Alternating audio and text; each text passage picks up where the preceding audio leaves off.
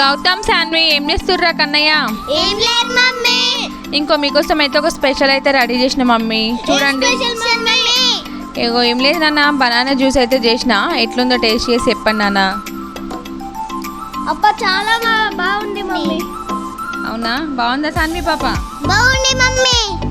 అవునా, ఓకే. ఎట్లా చేసినావు మమ్మీ?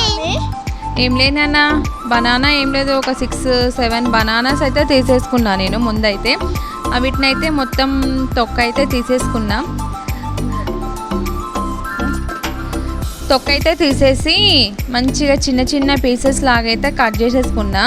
కట్ చేసుకున్న తర్వాత మిక్సీ జార్లో అయితే పీసెస్ అయితే వేసేసుకొని మీకు బాగుంటుంది కదా నాన్న, బనానా ఇష్టం కదా మీకు.